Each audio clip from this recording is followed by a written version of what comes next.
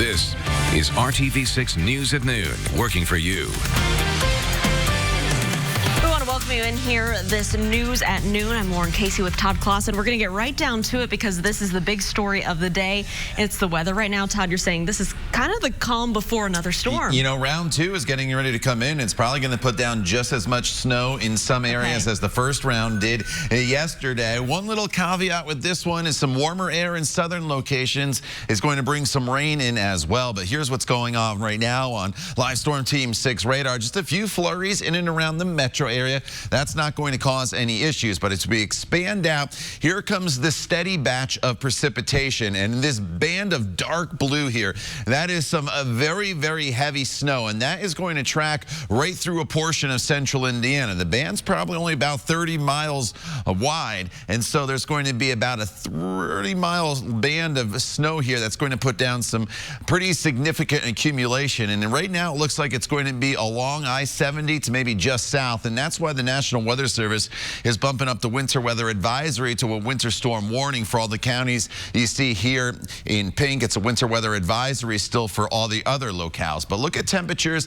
to the south, just a few degrees above freezing here, and that will be enough from Bloomington over towards Columbus, I think, to mix in some rain this afternoon. But it's this dark blue band from Indy down through Morgan, Johnson, into Rush and Shelby counties that I think is probably the zone we'll have to focus on here for some pretty significant accumulation, and the timing can't be worse here. Mid-afternoon, schools are getting out. You're heading home from work, and then eventually we'll start to wind down some of this snow as we head into the overnight hours. This will just be some light snow as far as accumulation. So we're looking at about 2 to 4 inches in that 30-mile band that I was talking about. Maybe some areas up to near 5 inches. However, it drops off significantly outside of that band. 1 to 2 inches in Bloomington and Columbus, some minor accumulation to the south, and then a couple inches in Crawfordsville as well as Tipton, get to Lafayette and Logansport. Snow really doesn't make it that far north, so you're not going to see any significant accumulation. But through the metro area, right along I-70, travel is going to be very, very difficult here later on this afternoon into the evening hours. We'll talk more about this snow in the timeline coming up in just a few minutes. All right, Todd, thank you so much. Well, those slick roads from overnight did lead to at least one deadly crash today. It happened around 6:15 this morning out in Hancock County, just a little west of Greenfield. The sheriff's office says that a Chevrolet HHR was northbound on County Road 200 West when it spun out of control and hit a full-size pickup truck. 54-year-old Amy Cox of New Pal and her 24-year-old son Isaac were inside the HHR and died at the scene. The driver of the pickup truck was not injured. Investigators believe the HHR was traveling too fast for the conditions. And the snow has kept police really busy as numerous traffic crashes were reported since that wintry weather began first on Sunday afternoon. Here in Indianapolis, Metro Police say that most of the crashes happened during the evening hours on Sunday. So far, 24 crashes with injuries have been reported here in the city. More than 150 crashes have caused property damage, and there have been at least 40 slide-offs within the metro limits so far. There have also been around 40 hit-and-run crashes reported so far, and Metro Police say they will continue to update those numbers later today. They are expected to grow within the next round of snow that's heading our way. Indiana State Police also had their work cut out for them on the interstates and state highways. In the Indianapolis district alone, state police reported more than 130 total crashes, including 17 crashes with injuries since the snow began on Sunday. At least 49 cars have also slid off state highways and interstates over the past 19 hours or so. Indianapolis Department of Public Works crews have been clearing and treating those roads around the clock since Sunday morning, and the department just announced it's extending the current plan for Indy Snow Force to another shift that will keep the plows and the salt trucks on the metro streets through tomorrow night. Truck drivers were out at the salt barn bright and early this morning to fill up and get out on the roads to treat them ahead of the morning commute. Another shift of workers started at 11 this morning and will continue to work until this evening before they're relieved. 80 truck drivers are working to keep the roads clear and safe for drivers. It is helpful that we haven't had any major events thus far this year because we're full up on salt. We've got plenty of material, and we are in a good shape for this kind of 1-2 punch of snow systems that have moved through right back to back here. As always, DPW asks that drivers give trucks plenty of room when they're out on the roads. Some breaking news now this midday. This is out of Bloomington. After more than a decade of helping to transform IU sports, athletic director Fred Glass says he will retire after the current academic year. Glass took over the position in January of 2009. Since then, he's overseen dramatic improvements to all of IU's athletic facilities. It includes major renovations to Assembly Hall and Memorial Stadium and new stadiums or facilities for baseball, softball, volleyball, wrestling, and other sports. Glass will talk to reporters later this afternoon, and of course we'll have much more on this breaking story at theindychannel.com and coming up tonight at the news at 5 o'clock and 6 o'clock. A historic week in Washington just before the holidays. Today, the House Judiciary Committee released its full report on the articles of impeachment against President Trump. And as ABC's Trevor Ault tells us, it sets up a full House vote scheduled for this Wednesday.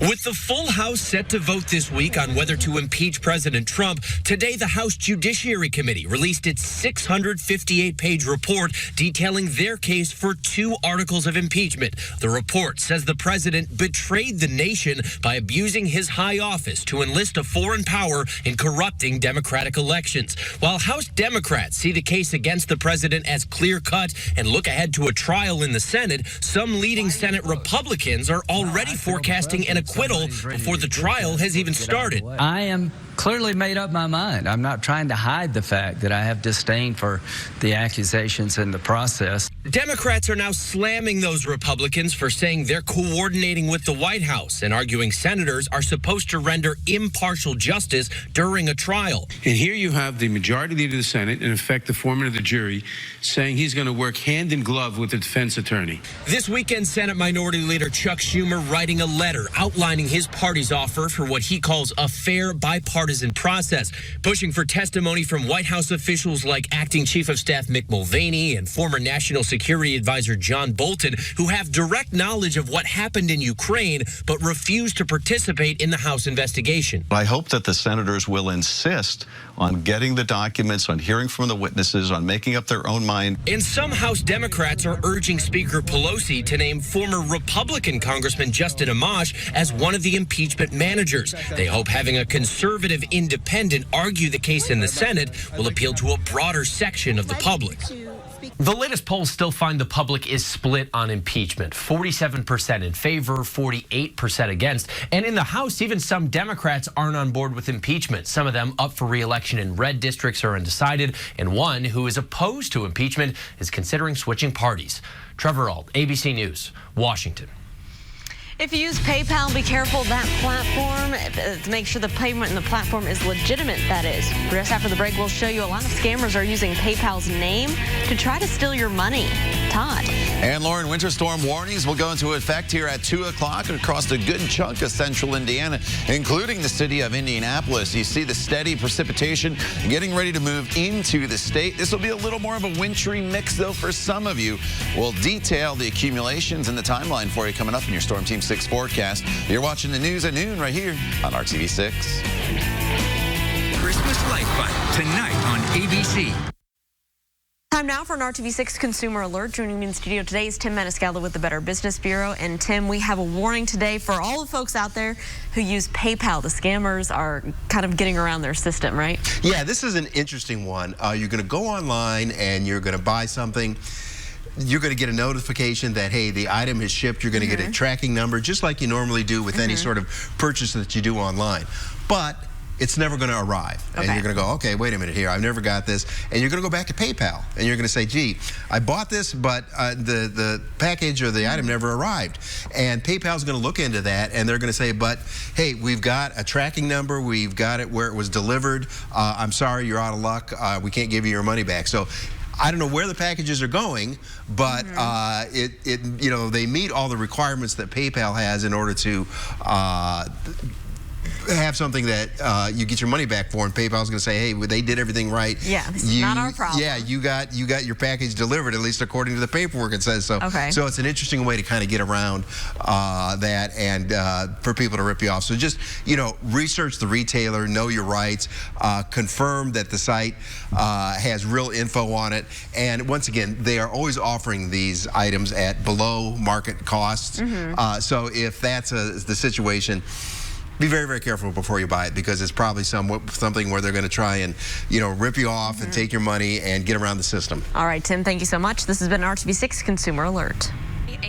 Well, it was gone and now it's back again. A commercial pulled by a cable channel because of complaints, but now a change of heart after a nationwide blowback. And let's take a look outside right now. Our Weather Now camera here downtown. View to the west. Todd Posset is tracking snow that's heading our way right now. He'll tell you when it's going to hit your neighborhood. That's coming up right after the break.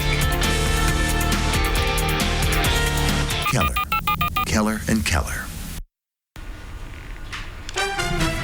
It's the Colts and the Saints on Monday Night Football right here on RTV6. Our countdown to kickoff show begins at 7:30.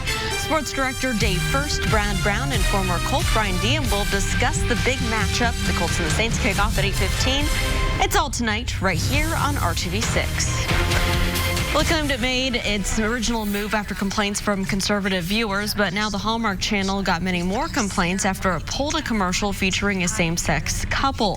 ABC's Aaron Katersky tells us that the cable network now says it was the wrong move. We do. I do. This is the ad for the wedding planning company Zola that the Hallmark Channel originally didn't think you should see. The channel's parent company, Crown Media, told Zola, "We are not allowed to accept creatives that are deemed controversial." Now, Crown Media says, "We've seen the hurt it has unintentionally caused." This reversal is so important for the LGBTQ community, who 2 days ago were told that they weren't worthy of running in advertisements on the Hallmark Channel. The initial decision to refuse airing the commercial was in response to pressure from the conservative group 1 Million Moms, who had petitioned the channel, saying the ad that showed two women kissing goes against Christian and conservative values that are important to your primary audience. Zola said it would stop advertising. Ellen DeGeneres said on Twitter, "Isn't it almost 2020? What are you thinking?" And presidential candidate Pete Buttigieg said, "Being family-friendly means honoring love, not censoring difference." The decision to put the ad back on the air is absolutely 100% the right one. The Hallmark Channel promised we will continue to look for ways to be more inclusive and celebrate our differences. In so doing, they'll be playing catch-up with what much of television already does. Advocacy groups say 1 in 10 characters on scripted primetime programs is now part of the LGBTQ community. Aaron Katersky, ABC News, New York. All right, well, this is why we tell you to please be careful on the roads, even if you're in a four-wheel drive vehicle. Check this out. This was a live drive unit from the ABC station out in Kansas City. Watch this pickup truck on Interstate 435. It starts skidding right in front of the TV station's cars. It was trying to change lanes before spinning and coming to a stop. Now, fortunately, the driver's truck didn't hit anyone.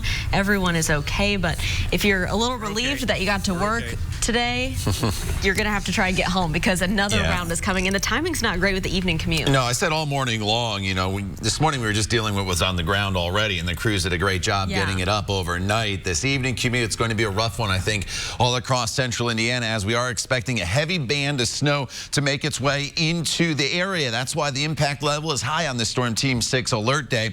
Outside of that band, the snowfall totals do drop off as there'll be some mixing with rain in southern locations, but really from 2 p.m. to about 11 p.m. is when we're targeting for the toughest travel here across the area. Temperatures hovering right around freezing, so this will be a very heavy wet snow once again, above freezing in Bloomington, and you're one of the areas that's going to be right on the border of the rain and a snow mixture. Now, the National Weather Service has upped the winter weather advisory to a winter storm warning. This will be in place from 2 p.m. this afternoon to 7 a.m. tomorrow morning. This is where the heaviest of the snow is going to fall on either side of the winter storm warning. Still winter weather advisories in place. A few flurries currently across central Indiana, but here comes the steady snow, getting ready now to move back into Terre Haute as well as Sullivan. And these darker shades of blue, that is where the heaviest of the snow is. And this is what's going to start to make its way northeast across the area. And eventually it's going to make its way through central Indiana this afternoon and this evening. Two things to point out here: a very sharp cutoff with the snowfall to the north, and then with those warmer temperatures to the south, there will be some mixing that takes place, especially from from Bloomington to Columbus and points to the south. And this is going to take a while to make its way through the area. So here we are, 2 to 4 p.m. Here's that heavy band of snow just south of Indianapolis, really in between Indy and Bloomington, over towards Greensburg. Lighter amounts to the north. Here's that mixing that takes place down to the south. Continuing into the late evening hours, the heaviest of the snow is probably over at this point. It's probably just some light snow. That's why, again, the timing is terrible for the evening drive here when the kids come home from school. And then by tomorrow morning's commute, we're dealing with just some spotty showers across the area, some snow showers as well. So 2 to 4 inches plus here through that heavy band of snow, including all along Interstate 70 and a little above or south of the interstate. 1 to 2 inches where that wintry mix takes place. Lafayette to Peru, probably only up to 1 inch. Give you another look at it here with some specific cities on the map. Again, right around that 4-inch total, right along I-70, right across the entire state. About 1 inch in Bloomington, less to the south. And there are those lower totals as you work your way to the north. So give yourself some extra time, especially with that heaviest band of snow making its way through the Indianapolis metro area throughout the afternoon and evening hours. Once we get past tomorrow morning's commute, which will obviously be slick with all the leftover snow, pretty quiet weather forecast going forward throughout the remainder of the week, and a warming trend heading our way by the time we get to the weekend. So all that snow that's on the ground right now and that's going to fall here today will be gone by Saturday and Sunday. Okay, so the hopes of the white Christmas, we don't know. You know, you'll have to hope for another storm along the lines here to get a white Christmas. All right, Todd, thank you so much. Still ahead here on the news at noon. We'll get one more look at your forecast and more stories coming up. You're watching RTV6. Port fitting and test walk at the Good Feet store. This is RTV6 News at Noon, working for you. Ted Rowlands. Today on Court TV, we are covering what we expect to be a very dramatic conclusion to a murder trial involving students at Michigan State University. 22-year-old Isai Baronis was shot and killed in October of last year during an off-campus brawl involving 4 women. 30-year-old Stephen Washington is facing murder charges, but he claims that he wasn't the shooter. The state's star witness, college junior Ivan Keener, told jurors he saw Washington holding what he thought was a gun just before Baronis was shot. Isai was holding something in his hand, and Steve had his hand out like this, and I don't think they really said too much. I saw the guy gesture towards him. Isai gestured towards Steve, and then I heard a gunshot, and the Isai spun and fell face first. Closing arguments in this case are expected this afternoon. Jury deliberations will likely begin on Tuesday. We will have continuing coverage of this trial and much more throughout the day on Court TV. Now back to you. You can learn more about other court cases all around the nation right now by visiting courttv.com. Well, Todd, if you're slowly stealing money from the vault at a bank where you work, it may not be a good idea to post the evidence on your social media pages. It may not be a good idea to steal at first anyways. Well, prosecutors say it's exactly what this bank employee in Charlotte, North Carolina was doing, and it ended up costing him his freedom. Prosecutors say this man here, Orlando Henderson, was taking cash deposits from the vault of the Wells Fargo Bank where he was an employee. Court documents say that he did this on 18 separate occasions. Police got a heads up to the post Henderson made on Facebook and Instagram showing him holding a giant stack of cash with comments about how he was building his brand. Prosecutors say he then used about $20,000 of the money to make a down payment on a new Mercedes-Benz, and he posted a picture of that too. Henderson was eventually arrested across the country in San Diego. If you commit a crime, don't post about it, I guess. Not a smart man right there. No. All right.